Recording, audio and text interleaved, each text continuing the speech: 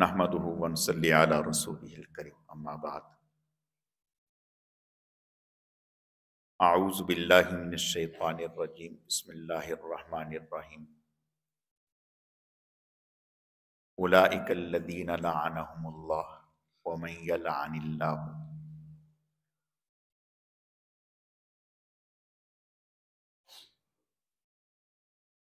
उलाइकल लज़ीना लअनहुमुल्लाह व मन यलअनिल्लाह आगे क्या है फलन तजिद लहु नसीरा सदक़ल्लाहु मौलाना अज़ीम। मेरे अजीज़ों दोस्तों, अल्लाह रब्बुल इज़्ज़त का बेहद करम है, एहसान है कि अल्लाह पाक ने हमें दीन सीखने, समझने और अमल के जज्बे से जमा फरमाया है। अल्लाह ताला हम सब के आने को, जमा होने को, मिल बैठने को अपनी बारगाह में आला दर्जे में कबूल फरमाए, कमी कोताहियों को मुआफ फरमाए। अल्लाह रब्बुल इज़्ज़त ने कुरान पाक में और जनाब रसूलुल्लाह सल्लल्लाहु अलैहि वसल्लम ने उम्मत के लिए जो मुफीद और खैर की बातें थीं, खैर की चीजें थीं, उन्हें जिक्र फरमा दिया। कोई ऐसी चीज जो खैर की, भलाई की, उम्मत के लिए नफे और फायदे की हो, उसे छोड़ा नहीं, उसे जिक्र कर दिया। इसी तरह अल्लाह पाक ने और जनाब रसूलुल्लाह सल्लल्लाहु अलैहि वसल्लम कोई ऐसी चीज जो शर की हो, नुकसान की हो उम्मत के लिए, उसे भी नहीं छोड़ा, उसको भी जिक्र कर दिया। और ये अल्लाह ताला की बहुत बड़ी रहमत है, मेहरबानी है। सूरह रहमान हम पढ़ते हैं। इस सूरह रहमान में अल्लाह पाक ने बहुत सारी चीजों का जिक्र फरमाया है और फिर एक एक आयत के बाद अल्लाह फरमाते हैं कि तुम अल्लाह ताला की कौन कौन सी नेमतों को झुटलाओगे। इसी सूरह रहमान में अल्लाह पाक ने जहन्नम का जिक्र किया है, जहन्नम का जिक्र किया है। हाज़िही जहन्नमुल्लती युकज़्ज़िबु बिहल मुजरिमून यतूफून बैनहा व बैन हमीमिन आन फबिअय्यि आलाइ रब्बिकुमा तुकज़्ज़िबान। अल्लाह पाक क़यामत के दिन लोगों से कहेंगे कि ये वही जहन्नम है जिसको तुम झुटलाया करते थे। तो जहन्नम का तज़किरा करने के बाद अल्लाह फरमाते हैं कि अल्लाह ताला की कौन कौन सी नेमतों को झुटलाओगे। यानी बज़ाहिर यूं लगता है कि जन्नत की नेमतों के बाद अल्लाह पाक ने जिक्र फरमाया वलिमन खाफ़ मक़ाम रब्बिही जन्नतान फबिअय्यि आलाइ रब्बिकुमा तुकज़्ज़िबान ज़वाता अफ़नान फ़ीहिमा ऐनान नज़्ज़ाक़तान फ़ीहिमा फ़ाकिहतुन व नख़्लुन व रुम्मान। बागात का जिक्र किया, नहरों का जिक्र किया और बेशुमार। तो उसके बाद फरमाया फबिअय्यि आलाइ रब्बिकुमा तुकज़्ज़िबान। तो बात तो समझ में आती है। तो जहन्नम का जिक्र और फिर उसके बाद कहा कि अपने रब की कौन। तो इससे ये बात पता चली कि जहन्नम का तज़किरा भी अल्लाह ताला की रहमत है। अगर जहन्नम का तज़किरा ना होता तो हम जहन्नम से कैसे बचते। मैं इसकी मिसाल अर्ज करता हूं। मसलन एक आदमी है, उसको ब्लड प्रेशर है। अब डॉक्टर उसको कहता है कि भाई आपकी सेहत के लिए ये चीजें मुफीद हैं, आप ये खाएं, आप ये खाएं, आप ये खाएं, ये दवाई खाएं, ये आपके लिए मुफीद है। ٹھیک ہو گئی بات. لیکن اگر ڈاکٹر یہ کہتے ہیں کہ یہ چیزیں آپ کے لیے زہر ہیں، ان کے قریب نہیں جانا، تو آدمی بہت خوش ہوتا ہے، کہتا ہے کہ ڈاکٹر صاحب بڑی مہربانی، اگر آپ نہ بتاتے تو میں تو یہ زہر کھا لیتا، کل کا مرنا آج مرتا. کوئی بات سمجھ میں آ رہی ہے؟ تو پتہ چلا کہ جو تکلیف دہ چیزیں ہیں، نقصان دہ چیزیں ہیں، ان کا ذکر کرنا بھی باعث رحمت ہے، باعث شفقت ہے، تاکہ آدمی ان چیزوں سے بچ جائے. گاڑی میں آپ پیٹرول ڈالتے ہیں، پیٹرول سے گاڑی چلتی ہے، لیکن وہ ساتھ آپ کو یہ بھی بتاتے ہیں کہ اس میں مٹی کا تیل نہیں ڈالنا، وہ ڈالیں گے تو یہ گاڑی ختم ہو جائے گی، اس میں ڈیزل نہیں ڈالنا. تو گویا آپ کی گاڑی کو جو نقصان دہ چیزیں ہیں ان کا ذکر کرنا بھی آپ کے لیے شفقت کا باعث ہے، تاکہ آپ پریشانی سے بچ جائیں. تو اللہ تعالی نے جہاں اپنی نعمتوں کا ذکر کیا ہے، ایسی چیزیں جو انسان کی روحانیت کے لیے، آخرت کے لیے رفع درجات کا ذریعہ ہیں، جہاں ان کا ذکر باعث شفقت اور باعث رحمت ہے، وہیں ان چیزوں کا ذکر جو انسان کو عذاب میں مبتلا کر دینے والی ہیں، اللہ کی ناراضگی کی طرف دھکیلنے والی چیزیں ہیں، ان کا ذکر کرنا بھی باعث شفقت ہے. مثلا اللہ پاک نے حضرت آدم علیہ السلام سے فرمایا وَكُلَا مِنْهَا رَغَدًا حَيْثُ شِئْتُمَا وَلَا تَقْرَبَا هَٰذِهِ الشَّجَرَةَ فَتَكُونَا مِنَ الظَّالِمِينَ. جہاں مرضی رہیں، کھائیں پیئیں، کوئی کچھ نہیں. اور آپ کو بتایا نہ جاتا کہ اس کے قریب جاؤ گے تو آپ کو نکال دیا جائے گا، تو اچانک نکال دیا جاتا، یہ تکلیف کی بات تھی. بتایا کہ نہیں، اس کے قریب نہیں جانا، یہ آپ کے لیے نقصان دہ ہے. تو پتہ چلا کہ رفع درجات کی چیزوں کا ذکر کرنا بھی باعث شفقت ہے، اور عذاب میں، اللہ کی ناراضگی میں دھکیلنے والی چیزیں، ان کا ذکر کرنا بھی باعث شفقت اور باعث رحمت ہے، تاکہ آدمی بچ جائے. اور ناراضگی والی چیزوں میں سب سے خطرناک چیز وہ ہے جس پر اللہ کی لعنت ہو. یہ بہت سخت لعنت، جس پر اللہ کی لعنت ہو.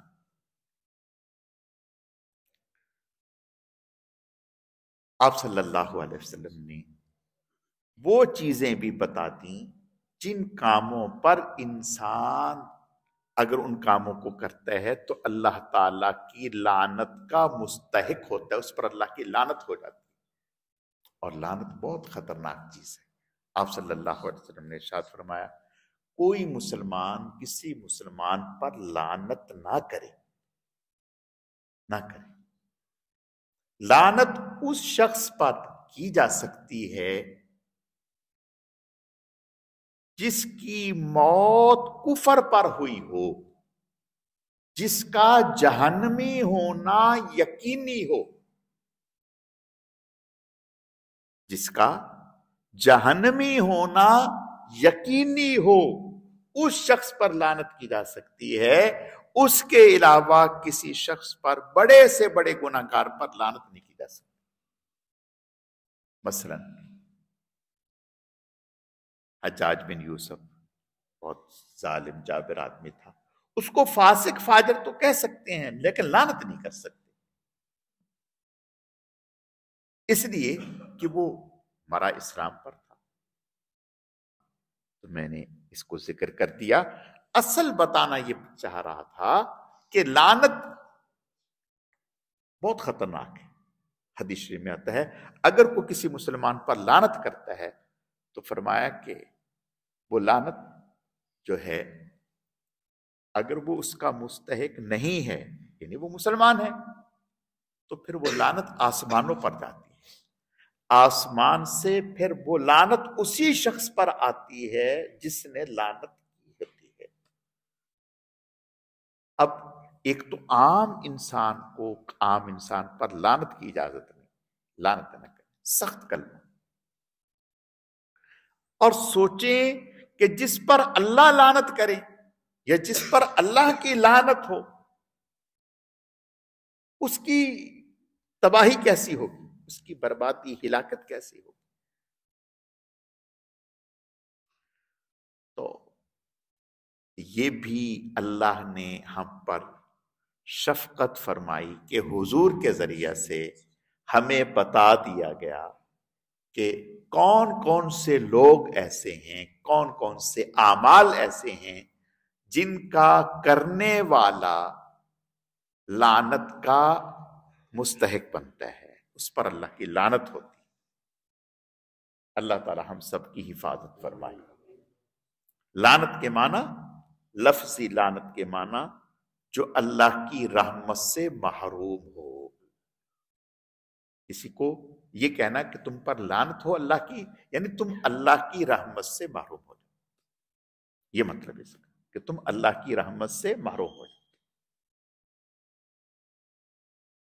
تو لعنت بڑی سخت چیز ہے، اللہ کی رحمت سے بہت اونچی درجے کی چیز. حدیث شریف میں آتا ہے حضرت عائشہ صدیقہ رضی اللہ تعالی عنہ آپ صلی اللہ علیہ وسلم سے ایک مرتبہ فرمایا کہ یا رسول اللہ صلی اللہ علیہ وسلم، کل قیامت کے دن آپ بھی جنت میں اللہ کی رحمت سے جائیں گے؟ آپ امام الانبیاء ہیں، سید الانبیاء ہیں، فخر الانبیاء ہیں، نبی الانبیاء ہیں، امام الانبیاء ہیں، سید الاولین والآخرین ہیں، سید المعصومین ہیں. آپ نے تھوڑی دیر توقف فرمایا، سر جھکا لیا اور پھر کچھ دیر کے بعد فرمایا ہاں میں بھی اللہ کی رحمت سے ہی جنت میں جاؤں گا، میں بھی اللہ کی رحمت ہی سے جنت میں جاؤں گا. اللہ تعالیٰ اپنی رحمت سے مجھے ڈھانپ لیں تو جنت میں جاؤں گا. تو یہ کتنی بڑی سخت بات ہے کہ کسی کو کہنا کہ تم اللہ کی رحمت سے محروم ہو. تو سخت چیزوں میں سخت ترین چیز ہے یہود پر اللہ کی لعنت ہے. یہود پر اللہ کی لعنت ہے، اللہ پاک نے ذکر کیا. یا جن لوگوں پر اللہ کا غضب ہوا، قہر ہوا، ان پر اللہ کی لعنت ہے. تو آپ صلی اللہ علیہ وسلم نے لعنت والے کام بتلائے، لعنت والے کام بتلائے کہ یہ کام لعنت والے ہیں، اس سے بچا جائے. اب ان لعنت والے کاموں میں سے کیا کیا کام ہیں ہم سن کے حیران ہوں گے. لعنت والے کاموں میں ایک کام جو ہے وہ جھوٹ ہے. لعنت اللہ علی الکاذبین، جھوٹوں پر اللہ کی لعنت ہے. جھوٹ. اب سوچیں، اللہ تعالی ہماری حفاظت فرمائے. ہم اس بات کا جائزہ لیں کہ آیا ہم دکان پر بیٹھ کر، کاروبار پر بیٹھ کر، معاملات کرتے ہوئے، کسی سے بات کرتے ہوئے، اور جھوٹ کیا ہے؟ سنجیدہ ہو کر جھوٹ بولنا ہی جھوٹ نہیں ہے. ہنسی مذاق کرنے کے لیے بھی اگر جھوٹ بولا تو وہ جھوٹ ہی کہلائے گا. کسی کو ہنسانے کے لیے جھوٹ بول دیا، ہم کہتے ہیں کہ یہ جھوٹ میں شامل نہیں. ہنسانے کے لیے، تفریح کرنے کے لیے جھوٹ بول دیا تو یہ بھی جھوٹ ہے. آپ صلی اللہ علیہ وسلم سے پوچھا گیا، یا رسول اللہ صلی اللہ علیہ وسلم، مومن بخیل ہو سکتا ہے؟ کنجوس جس کو کہتے ہیں. آپ نے فرمایا ہو سکتا ہے. مومن بزدل ہو سکتا ہے؟ فرمایا ہو سکتا ہے. مومن جھوٹا ہو سکتا ہے؟ فرمایا نہیں، مومن جھوٹا نہیں ہو سکتا.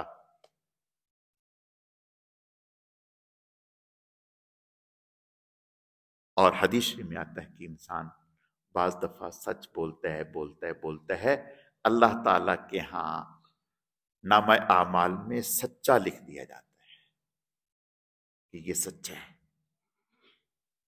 اور جھوٹ بولتا ہے اللہ تعالیٰ کے ہاں نامہ اعمال میں کذاب لکھ دیا جاتا ہے، جھوٹا. ایک شخص حضور کی خدمت میں آیا، آ کر کے کہنے لگے یا رسول اللہ میرے اندر یہ برائی ہے، یہ برائی ہے، یہ برائی ہے. کئی ساری برائیاں بتائیں کہ یا رسول اللہ میرے اندر یہ برائی ہے، یہ برائی ہے، یہ برائی ہے. اور کہا کہ ایک برائی ایسی ہے، جھوٹ. ایک برائی جھوٹ ہے. آپ نے فرمایا جھوٹ چھوڑ دو، جھوٹ چھوڑ دو. باقیوں کے بارے میں کچھ نہیں فرمایا، فرمایا جھوٹ چھوڑ دو، جھوٹ نہیں بول. اس نے کہا ٹھیک ہے. اب وہ جب اس برائی میں مبتلا ہونے لگا الگ تنہائی میں، تو خیال آیا کہ حضور نے اگر پوچھ لیا کہ یہ کیا تھا اور میں نے حضور سے کہا کہ میں سچ بولوں گا، جھوٹ نہیں بولوں گا، تو بڑی شرمندگی کی بات ہے.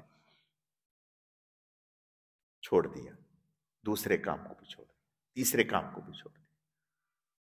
حضور کے پاس آئے، یا رسول اللہ ساری کام چھوٹ گئے اور سچ کی برکت سے ساری برائیاں اللہ نے چھڑوا دی. حضرت ربیع بن حراش رضی اللہ تعالی غالباً یہ تابعی تھے رحمت اللہ علیہ.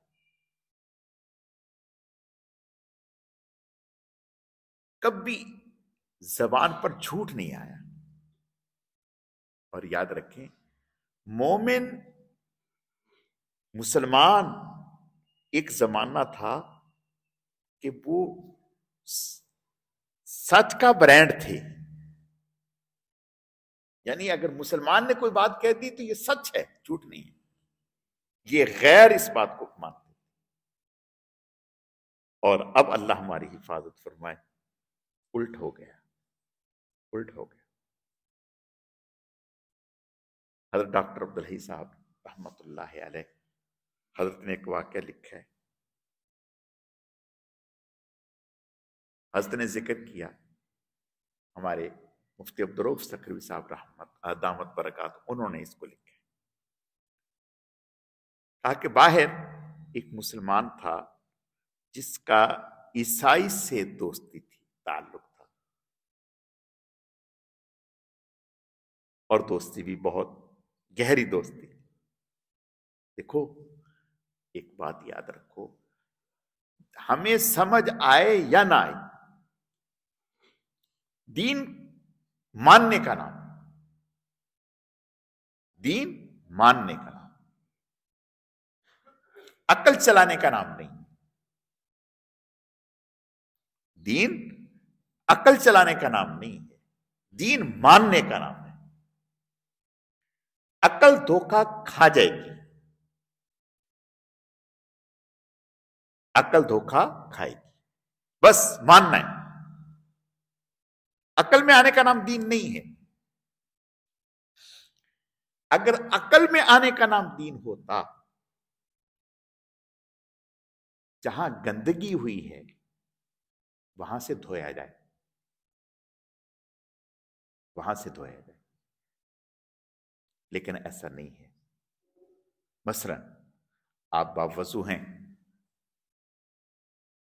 ہوا خارج ہو گئی، آپ کا وضو ٹوٹ گیا، ناپاکی ہو گئی۔ کیا ہو گئی بھائی؟ ناپاکی ہو گئی نا، یہی شریعت کہتی ہے نا کہ ناپاکی ہو گئی، یعنی اب دوبارہ وضو کریں۔ تو جہاں سے ناپاکی ہوئی ہے دھونا وہاں چاہیے نا، کرے کوئی بھرے کوئی، نہیں سمجھ میں بات۔ گیس کدھر سے نکل رہی ہے اور شریعت کہتی ہے منہ دھو بھائی، ہاتھ دھو بھائی، پاؤں دھو بھائی، ان کا کیا قصور ہے؟ نہیں سمجھ میں یہ بات۔ عقل کیا کہتی ہے آپ کو؟ عقل تو یہی کہتی ہے نا، عقل تو کہتی ہے کہ مولوی صاحب جہاں سے کام ٹوٹا ہے وہیں سے جوڑو نا، وہیں سے جوڑو۔ خون نکلا آپ کے یہاں سے، یہ یہاں سے نکل آیا خون، ٹھیک ہے، اب خون نکل آیا، آپ یہاں سے اس کو صاف کر دیا، ٹھیک ہے، ٹوٹا یہاں سے ہے، دھو آپ منہ رہے ہیں، ہاتھ رہے ہیں، عقل میں آنے والی بات ہے؟ بولو بھائی۔ دیکھو پیشاب کا قطرہ نکلتا ہے تو آپ وضو کرتے ہیں، استنجا کرتے ہیں، احتلام ہوتا ہے وہ بھی تو قطرہ ہی ہے، وہ بھی تو قطرہ ہے، تو آپ غسل کرتے ہیں۔ یہاں کیوں نہیں آپ وضو کرتے؟ یہاں وضو کسی کام کیوں نہیں چلتا؟ بات سمجھ میں آ رہی؟ تو پتہ چلا یہ اللہ کا حکم ہے، امر تعبدی ہے، اللہ کا حکم ہے، بس عقل میں آئے یا نہ آئے ہم نے اس کو ماننا ہے۔ تو دین عقل میں آنے کا نام نہیں ہے، بلکہ دین ماننے کا نام، مطیع و فرما بردار ہونے کا نام، سمعنا و اطعنا، سن لیا اور مان لیا۔ عقل دوڑائیں گے، عقل چلائیں گے تو پھنس جائیں گے۔ عقل میں یہ بات آتی ہے کہ بھی آپ پلر کو پتھر مار رہے ہیں، بھی کیا ہے؟ شیطان کو مار رہے ہیں، شیطان کو مار رہے ہیں۔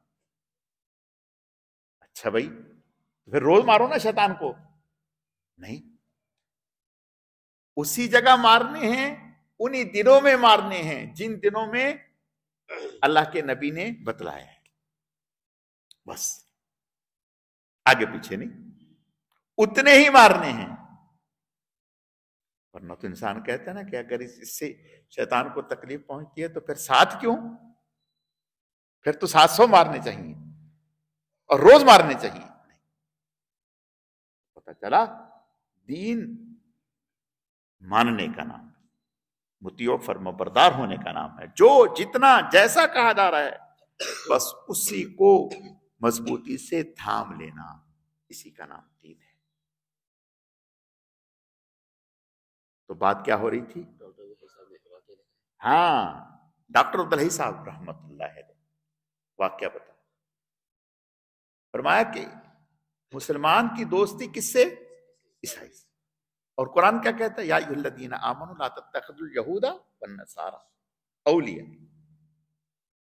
بعضهم اولیاء بعض، یہ آپس میں ایک دوسرے کے دوست ہیں، ہمارے دوست۔ ہم کہتے ہیں کہ اس وقت کے وہ اور تھے، اب کے اور ہیں۔ دیکھو یاد رکھو، سانپ کا بچہ سانپ ہی ہوتا ہے، بچھو کا بچہ بچھو ہی ہوتا ہے، کتے کا بچہ کتا ہی ہوتا ہے۔ اس وقت بھی کتے کا بچہ کتا تھا، آج بھی کتے کا بچہ کتا ہے۔ اس وقت بھی سانپ کا بچہ سانپ تھا، آج بھی سانپ کا بچہ سانپ ہے۔ وہ قرآن اس وقت کے لیے نہیں، ہمیشہ کے لیے ہے۔ یا ایھا الذین آمنوا لا تتخذوا اليہود والنصارى اولیاء، یہ صرف حضور کے زمانے کے لیے نہیں تھا، ہمیشہ کے لیے۔ اے ایمان والو، یہود و نصارہ کو اپنے دوست نہ بنا۔ ما یود الذین کفروا من اہل الکتاب ولا المشرکین ان ینزل علیکم من خیر من ربکم، واللہ یختص برحمتہ من یشاء. یہود و نصارہ ایک لمحہ بھی اللہ کی طرف سے تمہیں کوئی نعمت مل جائے برداشت نہیں. خیر، اب عیسائی سے دوستی، اور دوستی بھی بہت زیادہ، آپس میں کہا کہ چلو شراکت کرتے ہیں، کاروباری شراکت کرتے ہیں، کاروباری شراکت شروع کرتی. دیکھو دین پر چلیں گے تو فائدہ ہوگا. اب کاروباری شراکت کی، کوئی لکھت پڑھت نہیں کی. کہا لو ہم اتنے آپس میں کلوز ہیں، کیا ضرورت ہے، بھائیوں سے زیادہ کلوز ہیں، اکٹھے رہتے ہیں، اکٹھے کھاتے ہیں، اکٹھے پیتے ہیں، ایک دوسرے کے اوپر کوئی شک شبے والی بات ہے نہیں. کوئی نہیں لکھت، کوئی پڑھت نہیں، کچھ نہیں کہ ہمارا کاروبار کیسے ہوگا، کن اصولوں پر ہوگا، کب تک ہوگا، الگ ہوں گے تو کن شرائط کے تحت الگ ہوں گے، نفع تقسیم ہوگا تو کن شرائط کے تحت ہوگا. ایسا کچھ بھی نہیں، کوئی لکھت پڑھت ہے ہی نہیں، اور آج بھی نہیں. یعنی مسلمان ابھی بھی، اللہ معاف فرمائے، اللہ معاف فرمائے، اللہ ہماری حفاظت فرمائے، لکھت پڑھت نہیں. دین ہمارا یہ کہتے ہیں رہو بھائیوں کی طرح، معاملہ کرو اجنبیوں کی طرح. رہو بھائیوں کی طرح، معاملہ کرو اجنبیوں کی طرح، کہ لکھت پڑھت پوری ہو. کاروبار چلتا رہا، چلتا رہا، ہوتے ہوتے کاروبار کروڑوں سے اربوں میں پہنچ گیا. لکھت پڑھت کوئی نہیں. ایک دن عیسائی کے دل دماغ میں کیا آیا، اس نے اس کو کہا نکلو تم یہاں سے، تمہارا یہ کاروبار میرا ہے، تمہارا کچھ نہیں. اس نے کہا کہ خدا کا خوف کرو، کیا کہہ رہے ہو. اس نے کہا چلو دفع ہو جاؤ یہاں، تمہارا کچھ بھی نہیں ہے، نکلو یہاں سے. اب یہ بیچارہ مسلمان کیا ثبوت، کیا ثبوت، جہاں جائے وہ کہے کوئی ثبوت، کوئی پروف. کہا ثبوت پروف نہیں. تو کہا تو پھر کیسے بات چلے گی، کیسے بات آگے چلائیں. بہت پریشان، اتنا پریشان ہو گیا کہ فٹ پاتھ پہ آ گیا، کھانے کے لیے کچھ نہیں، فاقوں کی نوبت آ گئی، سب کچھ ختم. اللہ اکبر، بہت پریشان. ایک دفعہ کسی عیسائی سے ذکر کی، یار میرے ساتھ تو فلاں نے ایسا کیا. اس نے کہا اچھا. کہا میں جہاں بھی جاتا ہوں میری کوئی سنوائی نہیں، مجھے وہ پوچھتے ہیں کہ پروف لاؤ، میرے پاس پروف کوئی نہیں، اور یہ میری غلطی ہے. تو کسی نے اس کو کہا کہ بھئی آپ فلاں شہر میں جائیں، ان کا جو بڑا پوپ پادری ہے اس کے پاس جائیں اور اس کو بتائیں پوری بات. پوری بات بتانے کے بعد اس سے کہیں، ہو سکتا ہے کہ وہ کوئی شفقت کر دے. خیر یہ بڑی مشکل سے گیا، پہنچا، وقت لیا، وقت لے کے ان سے پوری بات ذکر کی. ہم ایسے رہتے تھے، اس طرح سے رہتے تھے، یہ اس طرح سے معاملات، اتنے عرصے سے ہم کاروبار کرتے. اس نے اس کی بات سنی. سننے کے بعد کاغذ دراز لیا، دراز سے کاغذ لیا، اس پہ ایک لائن لکھ دی اور اس کو فولڈ کر کے اس کو دے دیا.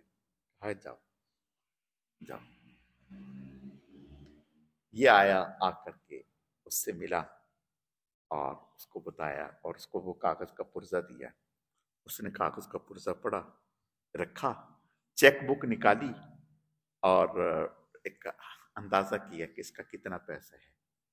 وہ جتنا بھی بنتا تھا اس سے اوپر لکھ کے دے دیا، جاؤ لے جاؤ. اب اسے یقین نہیں آ رہا کہ یہ کیا. کہاں تو یہ بات سننے کے لیے تیار نہیں تھا، اور کہاں اس نے ایسا کیا تعویذ دے دیا، ایسا کیا تعویذ دے دیا کہ یہ پورا میرا پیسہ اور اس سے بھی زیادہ مجھے دے رہا ہے.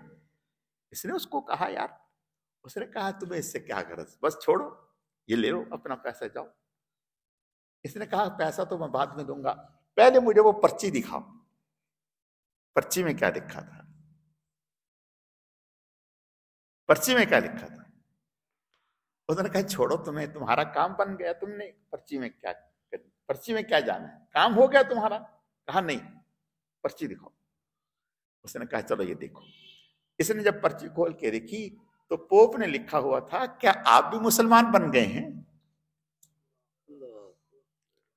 پوپ نے لکھا تھا, کیا آپ بھی مسلمان بن گئے ہیں جو جھوٹ بول رہے ہیں؟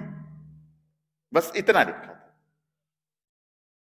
یعنی عیسائی کبھی جھوٹ نہیں بولتا, عیسائی کبھی جھوٹ نہیں بولتا. یعنی یہ اور یہ جو شان تھی یہ مسلمان کی تھی, یہ مسلمان کی تھی. میں عرض کر رہا تھا کہ حضرت ربی بن ہراش ساری زندگی کبھی جھوٹ زبان پر نہیں آیا. ان کے بچے حجاج بن یوسف کو مطلوب تھے. حجاج بن یوسف کی جو فوج تھی, پولیس, وہ ان کے بیٹوں کو ڈھونڈتی پھر رہی. ڈھونڈتے ڈھونڈتے ان کے پاس آئے. کہا کیا تمہارے بیٹے کہاں ہیں؟ گھر بیٹھے ہیں. کہا بیٹے کہاں ہیں؟ کہا گھر بیٹھے ہیں. پتا ہو آدمی کو, پتا ہو حجاج بن یوسف جو ہے, ایک زمانہ تھا اس کا نام دہشت کی شناخت تھی, اس کا نام دہشت تھا. ایسی دہشت بڑے بڑوں کا پتا پانی ہو جاتا تھا. کتابوں میں لکھا ہے کہ ایک دفعہ حجاج مدینہ آیا تو مدینہ سے باہر ہی ایک صاحب سے چہرے پر اس نے ڈھاٹا باندھا ہوا تھا. تو مدینہ سے باہر ہی ایک صاحب سے کہنے لگا حجاج بن یوسف کیسا آدمی ہے؟ اس نے کہا حجاج کتا, گندا, غلیظ انسان, اس جیسا کوئی دجال نہیں ہے, اس جیسا کوئی ایسا نہیں ہے, اس نے اتنے ظلم کیے. حجاج سنتا رہا. جب اس نے بھڑاس نکال لی نا تو حجاج نے ڈھاٹا ہٹایا. جب اس نے دیکھا یہ تو حجاج ہے, تو اب یہ کہنے لگا کہ تو مجھے جانتا ہے. حجاج سے کہنے لگا تو مجھے جانتا ہے؟ حجاج نے کہا نہیں, کہ میں مدینے کا فلاں آدمی ہوں جس کو دن میں 5 مرتبہ دورہ پڑتا ہے اور آل فال بکتا ہے. جس کو دن میں 5 دفعہ دورہ پڑتا ہے, آل فال بکتا ہے, اس کو پتہ نہیں ہوتا میں کیا کہتا ہوں. میں وہ ہوں. اب بھی مجھے وہ دورہ پڑ گیا, اس وجہ سے میں آل فال میں نے بکا ہے, اس کی حقیقت کچھ بھی نہیں. حجاج بن یوسف ہنسا, سمجھ گیا بات, ہنسا, کہ ٹھیک ہے جاؤ.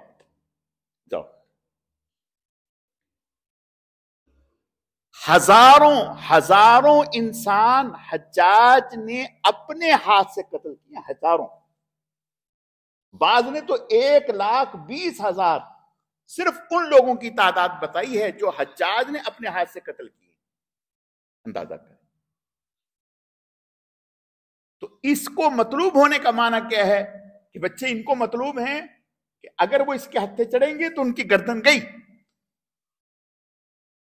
پولیس نے آ کر کے کہا کہ آپ کے بیٹے حجاج کو مطلوب ہیں, وہ کہاں ہیں؟ باپ سے کہا گھر بیٹھے ہیں. بالکل صاف کہا گھر بیٹھے ہیں. اب اندر گئے, بچے اندر ہی تھے, پکڑ کے لے آئے اور حجاج کے پاس سامنے پیش کر دیا اور کہا, اس نے کہا کہاں سے ملے؟ کہا اس طرح سے اس کے ابا کے پاس گئے تھے. اس سے پوچھا تو اس کا ابا جھوٹ نہیں بولتا. اس سے پوچھا, اس نے کہا گھر بیٹھے ہیں. حجاج نے کہا اس کی سچ کی برکت سے ہم اس کے بچوں کو معاف کرتے ہیں. سچ کی برکت, الصدق ینجی والکذب یہلک.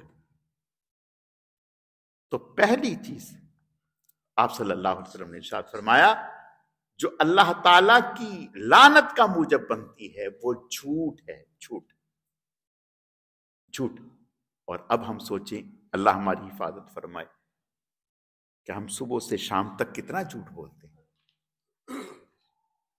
اپنے کاروبار میں, اپنے بچوں سے, اپنے آفس میں, اپنی دکان پر, اپنے لین دین میں, اپنے معاملات میں. تو کہاں سے آئے گی برکت؟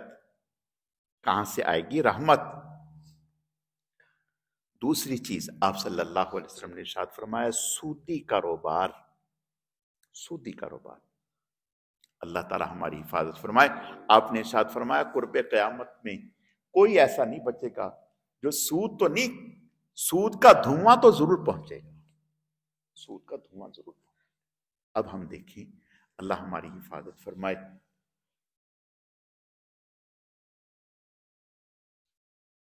حج سود سے ہو رہا ہے، صدقہ خیرات سود سے ہو رہا ہے، پہننا اوڑھنا سود پہ ہے،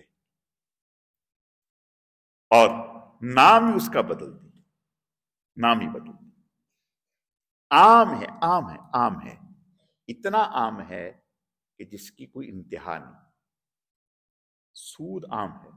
اب تو لوگ دھمکیاں دینے لگے، دھمکیاں دینے لگے، بھئی کیا دھمکی دی؟ مولانا صاحب اتنے پیسے اکٹھے کروا کے دے دو مجھے، نہیں تو میں سود کا پیسہ لے رہا ہوں، وبال تمہارے اوپر ہوگا۔ واہ بھائی واہ، یہ ٹھیک ہے۔ بلیک میلنگ کیسی، بلیک میلنگ کیسی؟ کہا مولانا صاحب اتنا پیسہ چاہیے مجھے، اچھا مجھے بہت ضرورت ہے، مجبوری ہے، اتنا پیسہ چاہیے، اگر آپ نہیں کچھ کرتے ہیں تو ٹھیک ہے، میں پھر سود کا پیسہ لے لیتا ہوں، پھر آپ جانے، آپ کا اللہ جانے۔ لو بھئی یہ ٹھیک ہے، کرے کوئی بھرے کوئی، کرے کوئی بھرے کوئی، اللہ معاف فرمائے۔ آپ صلی اللہ علیہ وسلم نے ارشاد فرمایا 3 آدمی سود کی وجہ سے جہنم میں جائیں گے، لینے والا، کھانے دینے والا، لکھنے والا، گواہ بننے والے، یہ سب جہنم میں جائیں گے سود کی وجہ سے، اور لعنت ہے اس پر۔ آگے چلیں، بد نظری، بد نظری، آپ صلی اللہ علیہ وسلم نے ارشاد فرمایا لعن اللہ الناظر، بد نظری کرنے والا اور جو بد نظری کروا رہا ہے، یہ کروا رہی ہے، ان دونوں پر لعنت ہے۔ اب ہم دیکھیں اللہ ہماری حفاظت فرمائے، کس قدر ظلم ہے۔ دیکھیں بہت سارے اس میں ہم، اللہ معاف فرمائے، اگر یوں کہا جائے کہ ہزاروں میں کوئی ایک آدھ ایسا ہوگا کہ جو بد نظری سے بچے، تو مبالغہ نہیں، حقیقت ہے۔ اچھے خاصے دیندار لوگ وہ بد نظری کے گناہ میں مبتلا ہیں، لعنت ہے اس پر، لعنت ہے۔ ہمارے اکابر نے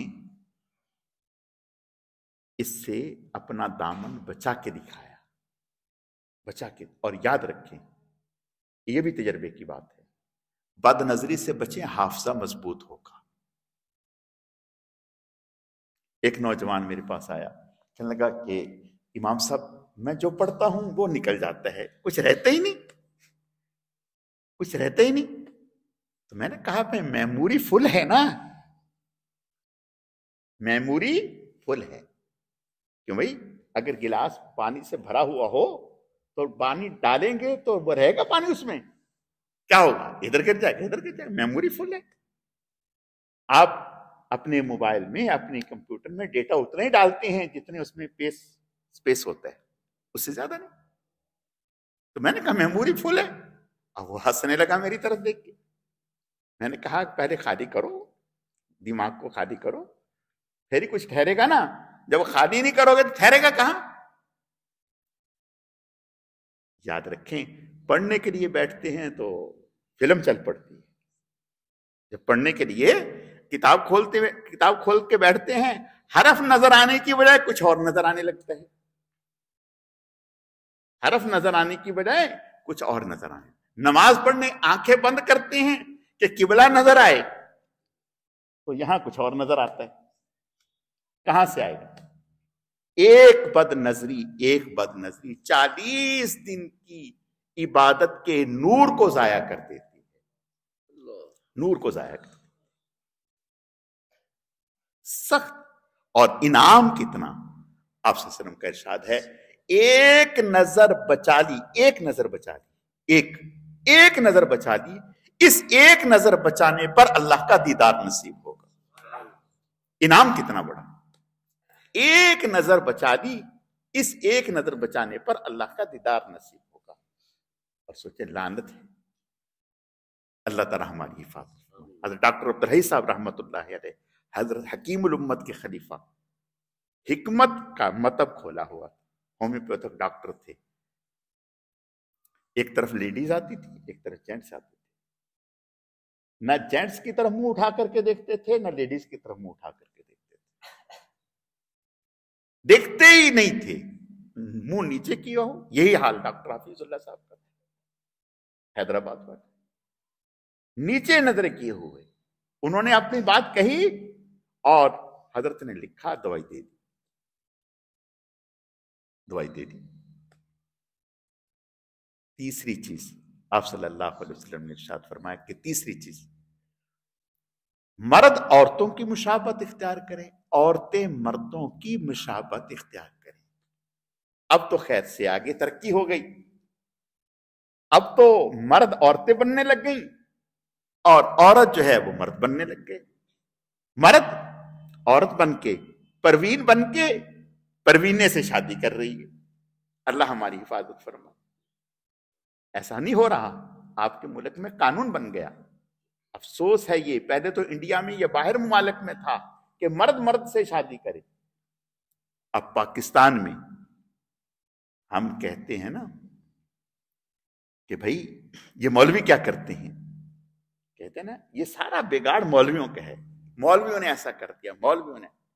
یہ مولوی ہی جو آپ نے اسمبلی میں بھیجے ہوئے ہیں، انہوں نے شور اٹھا کر کے اس کی مخالفت کر کے حکومت کو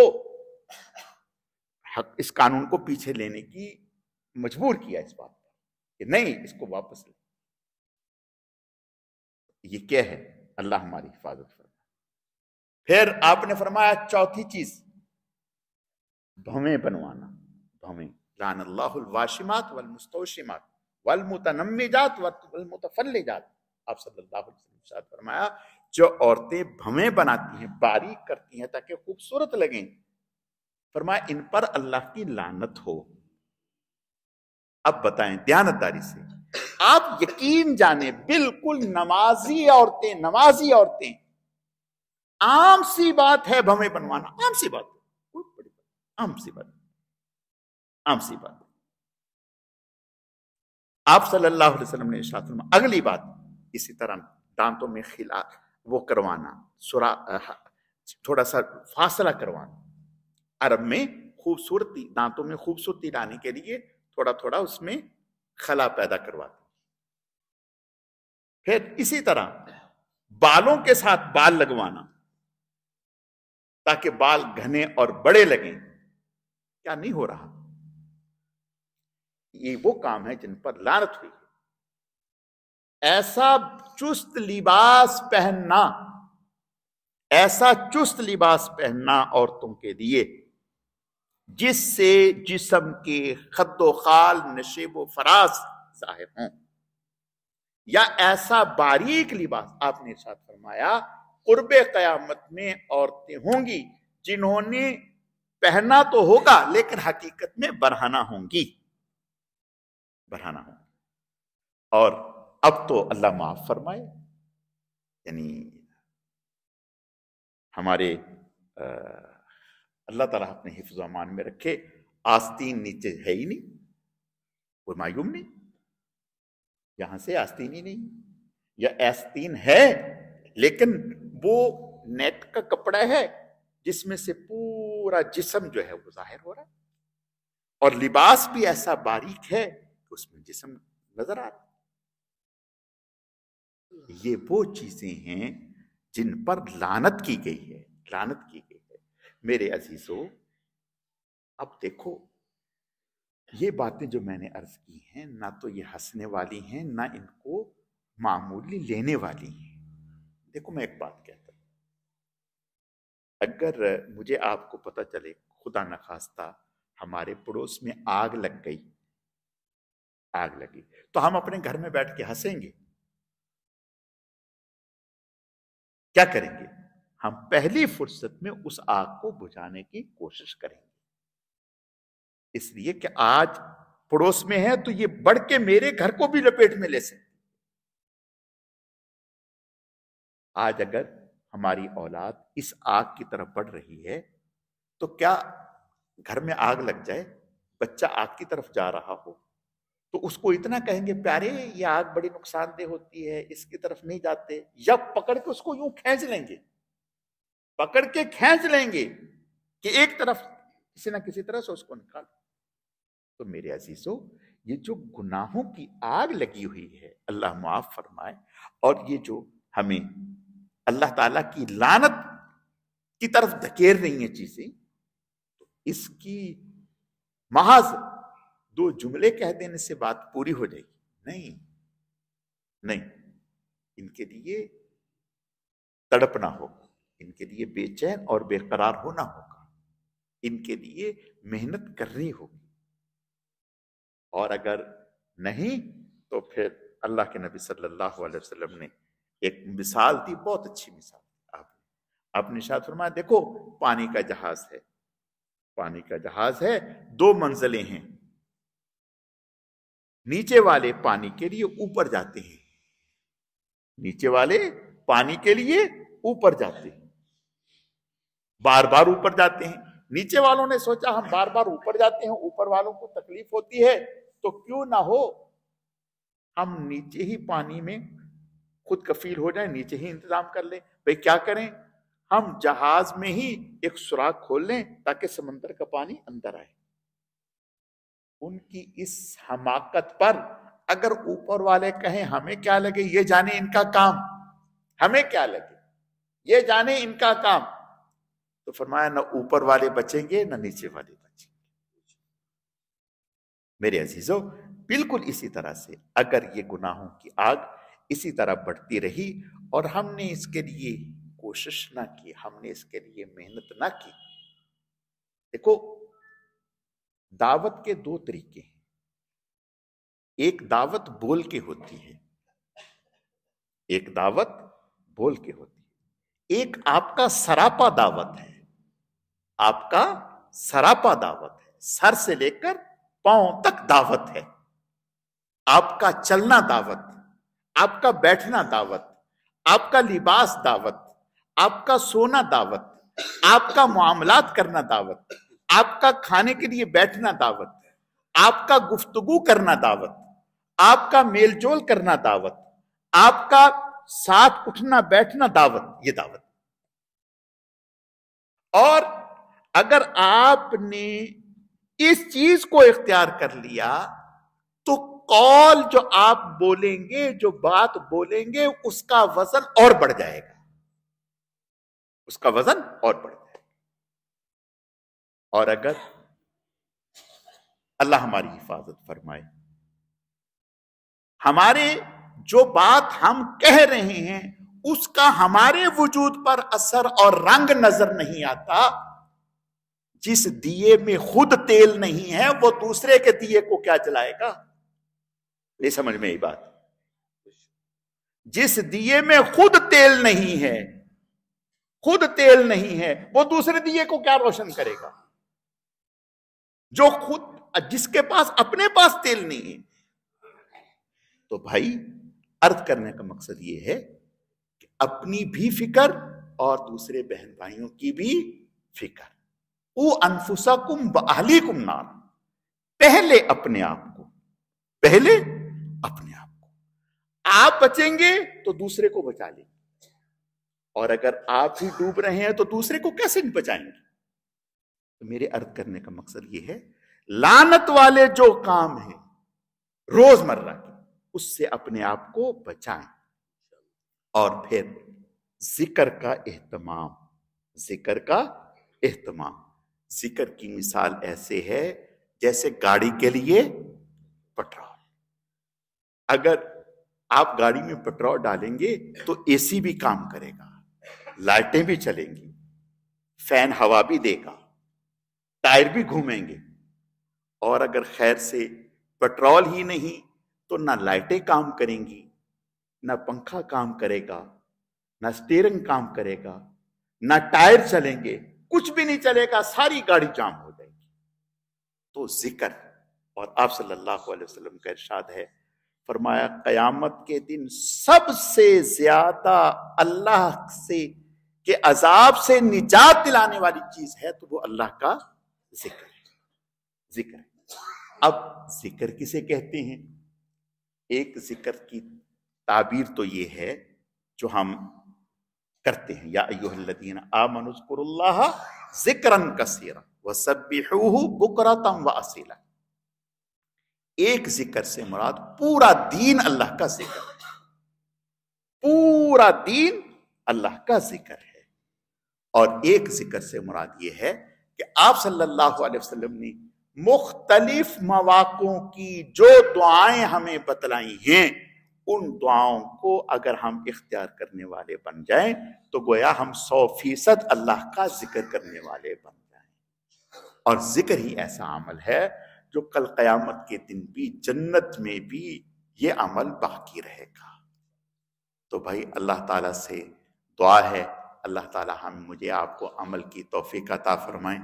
آج ہمارے پاس 2 ساتھی آئے ہوئے ہیں، ایک بھائی صارف، ایک حافظ صہیب صاحب، تو ان دونوں سے درخواست ہے تھوڑا تھوڑا کچھ سنا دیں، جزاک اللہ۔ آج نبی آتے رہے آخر میں نبیوں کے امام آئے،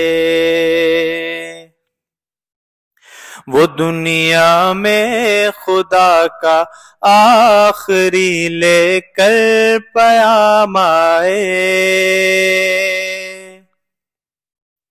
نبی آتے رہے آخر میں نبیوں کے امام آئے، نبی آتے رہے آخر میں نبیوں کے امام آئے، وہ دنیا میں خدا کا آخری لے کر پیام آئے۔ شان نبی جی اللہ اللہ، پیارے نبی جی اللہ اللہ، آئے نبی جی اللہ اللہ، پیارے نبی جی اللہ اللہ۔